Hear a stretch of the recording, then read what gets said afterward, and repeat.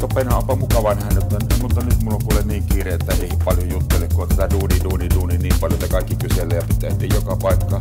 Mitä sulle, onko ollut kiire vai ootko ehtinyt tehdä mitään?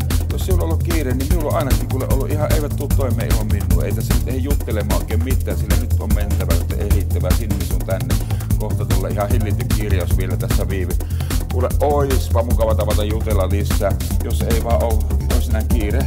Kohta on kyllä mentävä kerta kaikkia, ei ole aikaa jutella yhtään ja kertoa oikein mitään, kun menetään elämä ihan sekuntipeleissä joka paikka ehittävä, mutta nyt on mentävä tai tulee taas ihan tajuton kiire.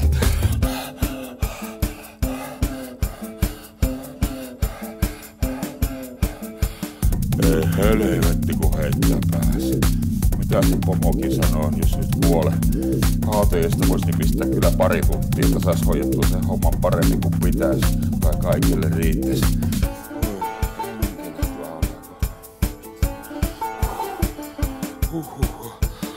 Nyt se on kuule vasta Penha sellainen kiire, kun on mennyt jo tovi tässä jutellessa keskellä tätä hillitöntä hässäkää. Ruletti pyörii eikä ihan perässä saati sitten jutella ja kertoa, että miten mulla oli kiire eilen.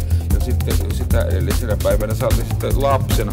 Silloin oli nimittäin niin kiire, että ei ehtinyt leikkiä, saatiin lauleskella eikä muutenkaan ehtinyt vaihtaa kuin pari sanaa mut kaveritten kanssa silloin. Mitä sä sanoit?